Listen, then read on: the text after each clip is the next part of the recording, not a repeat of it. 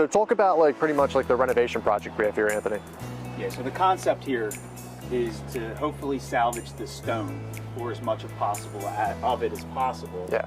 The cost to do this stone today would not be feasible otherwise. 100%, yeah. If I don't salvage it, it would become a laminate. Sure. Would not stand out. It would stand out too much. Let's talk numbers now. So what are you in for, and what's going to be the total cost and to get out?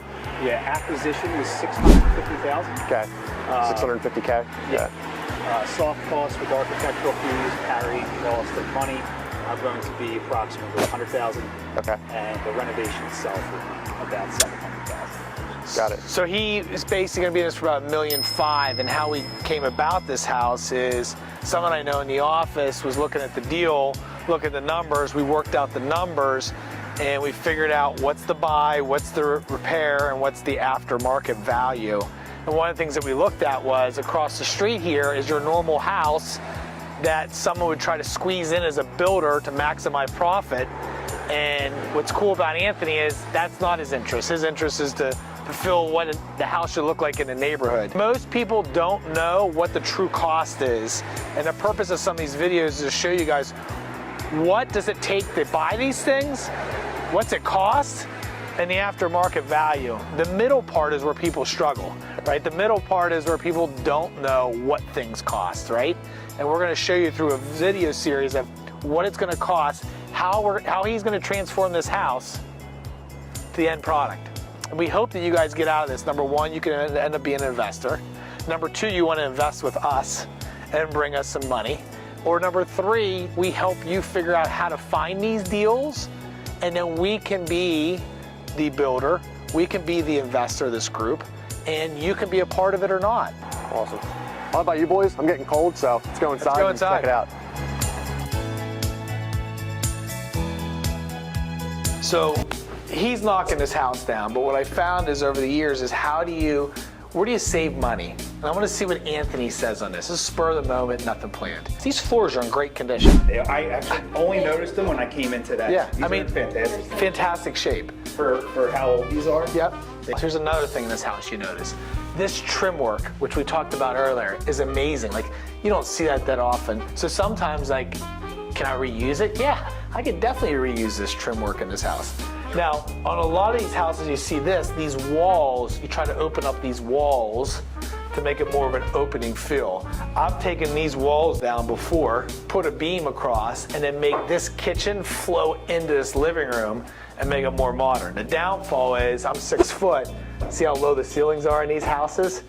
But fine, I just had a client renovate a house like this in the area, loves it, and the key was he kept on saying, how do I make it more open? Take this wall down, put a long beam across. So there's different things in the house you try to keep. Let's just couple for now. An example of what Tessa and her company can do when you're selling a property. Take it away, Carrie. All right, so this home was lived in by a family who loved it for 50 or 60 years. And when everyone moved on, there were a lot of things here that were just gonna get thrown away.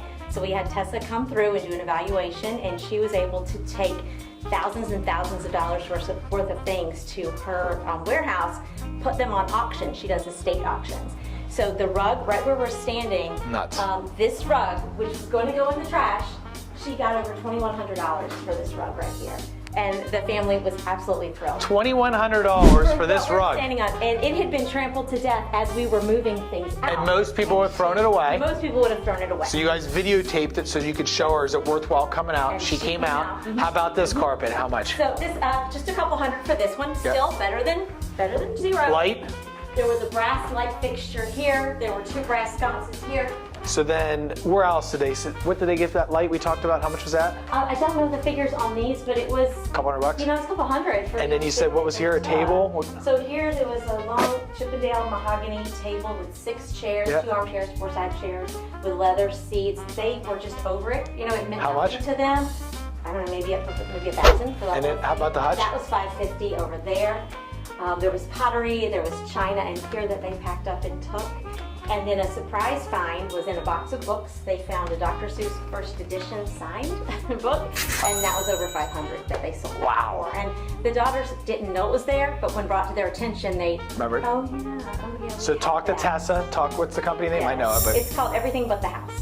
And then you literally will reach out to her, tell her you have, you film it, she'll tell you if it's worthwhile to come out, she comes out, then they'll sell it.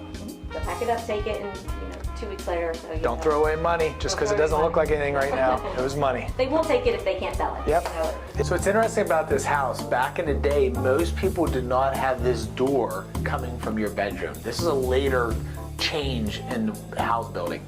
Now, this one actually has it, which is really weird to see a house like this have the 2 doors coming in here. That's one thing interesting. The second thing that's interesting is, if you want to check this out, how weird is it how they used to basically build showers as caves?